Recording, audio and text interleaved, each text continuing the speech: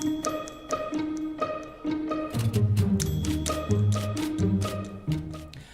welcome to another edition of Ask 9, where we take a look at some of the questions that you have to ask, or we go a little deeper into the stories that we cover day to day. My name is Jim Mertens. Becky Phelps is not here. I even forgot her name. She hasn't been around for a couple days.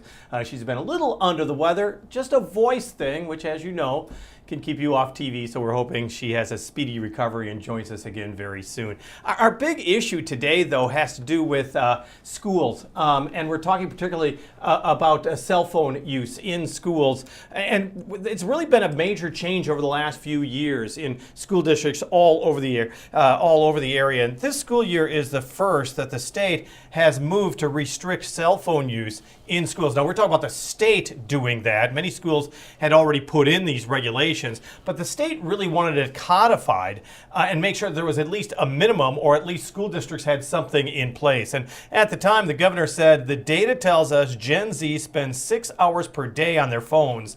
72% of high school teachers say cell phone distractions are a major problem in the classroom. And the governor went on to say, as many schools around the state who have enacted their own cell phone policies have already seen, these changes will not only improve the learning environment for students, but the social interactions they have with their teachers as well as other students. And so it kind of made us try to move toward the question of whether or not this is indeed working. And that is where we wanted to start, in fact. So let's start with what the governor has proposed. It was House File 782. It prohibits cell phones during instructional time and includes common sense exceptions to accommodate students with disabilities, English language learners, and those with individual education plans. So the question right now is, are cell phone bans in schools working? And joining us right now is Lacey Reeves, who is covering that story for us. And Lacey, tell me a little bit about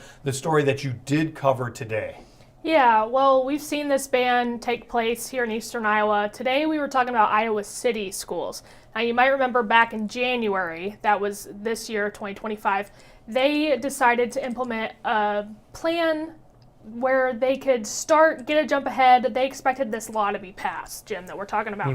And so their approach to the ban was that they were going to allow students to have their phone as long as it wasn't during instructional time, because that's what the law required. And the whole idea is keep it out of the classroom, not necessarily out of the school. Right. Iowa City took that approach, absolutely. So I actually went to West High School back in September to see how this ban of sorts has been working for them. It was going pretty well. I talked to students, before the school day started. They were all on their phones, and then, of course.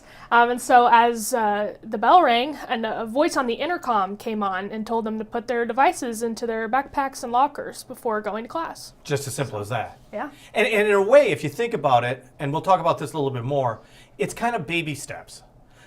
Because either you had a no ban at all on cell phones, or you ban it completely.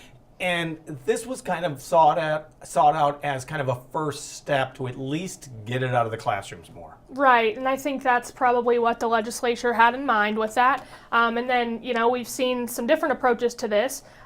Schools that have went full in on the ban. Cedar Rapids was one of those. And so we had two of the biggest school districts here in the area with two different plans, really. Well, let's take a look at your story that was airing earlier today. Over this year, Iowa City School District students, like senior Jackson Montgomery, have been allowed to be on their cell phones when they aren't in class. They just send someone down, you get your phone taken away, and then it's like, it's sort of punishable, but like, if you do it once, you're going to be fine. But if you do it like 3 or 4 times, you're going to get in trouble. But now, Montgomery may soon not be able to have his phone out at all during the school day. I don't like it. I feel like in a case of emergency, I'd like to have communication with like my family. The school board approved cell phone restrictions in the classroom in January, and new data shows it's working. At this month's board meeting, members were told the number of violations were down compared to the last school year. Our weekly average went down from 151.5 to 104.2, beginning for this first trimester of this school year. Despite this improvement, some school board members want to go further, implementing a no phone policy from the start to the finish of the school day. We owe it to our students. You know, we're charged with not only keeping them safe, but educating them and preparing them for life, and they only get this one opportunity. One parent of 3 Iowa City students spoke in favor of the ban as well. She says she's a teacher at the Cedar Rapids School District and says the total phone ban at her school has been a good thing for her students. Study halls are extremely productive and focused now compared to before, where 90% of the kids were just on their phone the entire time. Teachers are less stressed because we no longer give out 30 phone warnings a day. The Iowa City School Board says it plans to talk with district staff and run a study group before voting for any new changes to its policy. In Iowa City, Lacey Reeves, KCRG TV9 News. Let's talk a little bit more about that, Lacey. What are they looking for as far as statistics are concerned? What has Iowa City actually seen in these weeks since their policy went into effect? Yeah, well, this is something they've been tracking for a long time. I believe, as I was re-listening to some school board meetings today, about 5 times they've done this since last year. Their most recent board meeting, which would have been last week, the results said that they've really cut the amount of high school students who have had this violation, been caught with their phone. Mm-hmm. Last year, about this time, was close to 25% had been caught.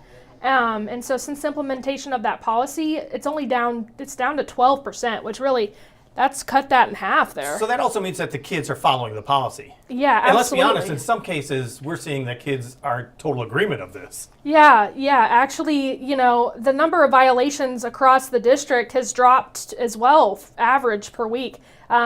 Used to be about 150 a week, and now we're down to about 104. Okay, that's a slight drop, but still maybe about a quarter of the number. So, I mean, that's a good reaction as well. Yeah, and actually the other thing is, Jim, is the kids that are breaking the rules, so to speak, they're only doing it once. That's the majority. They're caught once. Yes, so they had a whole list of the number of violations for students as a whole. And so the number with one violation was in the 600s, but as you started to get into those second and third, they dropped into like more the 100 to 200 space. What's the penalty? Yeah, it must I know get worse and worse and worse. Yes, it does. I believe the first time you are caught, Iowa City has it where the teacher isn't the one that takes the phone. They message, I believe it's either a paraeducator or somebody like that. That person comes down and takes the cell phone from the students. That way no instruction time is interrupted at all. Oh, okay. That's a really good point. Now, Iowa City is not living in a bubble. As you said, other cities are looking at it as well. Cedar Rapids also has a policy. You've talked to them as well? Yeah, Cedar Rapids kind of went all head first into this no phone at all during the school day, and they've been doing that since about August. I went out in September and talked to students and the principal at Kennedy to see how that was going. And the Kennedy principal said that kids these days are bringing in chessboards and card games to keep themselves entertained at lunch. That's nice to hear. And students at Kennedy, they told me that, there was this concern about them being able to talk to their parents throughout the day, but they're just popping up the email on their Chromebooks, and their parents are watching their emails instead of text. Oh, that's how they're doing it instead. Because let's be honest, that was one of the things that was always discussed, is that in this time of school violence, and I hate to bring up school shootings, but of course that's part of the issue as well, is that parents and guardians wanted to have the quickest way possible to get hold of their student. And if you take these phones out of their hands, if you store them someplace else, that really hurts the parents' ability to communicate with their child in the case of an emergency. Yes, and I think for Iowa City, they're more discussing a bell-to-bell policy. So the way I would interpret that would mean that you're not allowed to have your phone out from that 8 to 3, 4, but I don't know if that would mean them not being able to just have it in their pocket or in their locker. Yeah, exactly. And really, districts throughout the nation are really kind of weighing that whole thing between security and also good teaching habits and making kids are learning, because it is a learning environment. That's the priority in these buildings. It isn't necessarily, communications outside that building. It's learning inside that building. Yeah, you saw in that story that we had just a second ago, the woman who has students that do attend Iowa City, but teaches at Cedar Rapids, and she's noticed a big increase of focus and engagement with the students at Cedar Rapids, and so that's why she said she's asking for Iowa City to do the same. Oh, and you said she has 4 children? Yes, Something I like 4 children? believe. Yes, so she's seeing it at all different levels. Because let's be honest, the numbers, your statistics out of Iowa City, of course, the numbers of the violators of the policy was much higher, of course, in the high school, and they broke it apart Yes. between the high school and the middle school, of course, and that's what you would expect as the kids are getting older. And so she has 4 kids, different levels. Yes. I'm sure you're seeing different levels of concern. Yeah, she has 3 in Iowa City, and I believe one of her children also go to, I believe she teaches at Jefferson, so one of her students, One of her kids, children. yeah, yes. is a student there. There, So tell me a so. little bit more about how Iowa City is going to make a decision on whether or not they're going to implement a tougher cell phone policy. Is it something that they're looking for the next school year? Is it something that they're looking to decide soon? Do they hope to have public hearings and public input in the weeks and months ahead? Well, talking to the district's communication team, a lot is kind of unknown right now. They're Sure. working on a timeline. But during the school board meeting, the board all agreed that they would like to possibly do a study group or get the staff's feedback about it, just as they did when they were implementing the policy they have now. Okay. Anything else that you want to add? I appreciate you joining us. I mean, it's a question that so many parents have, and whether or not this is working. And let's be honest, we were talking about baby steps at the beginning. I mean, mistakes might be made, or students might be against it at the beginning, and then somehow they find a way to make it work. Yeah, well, it sounds like it's working for Cedar Rapids, and they are having some success in Iowa City right now with what they've got, but they might change as well. And as we said off the top, it's statewide policy. So, I mean, school districts, many of them had already enacted various forms of this.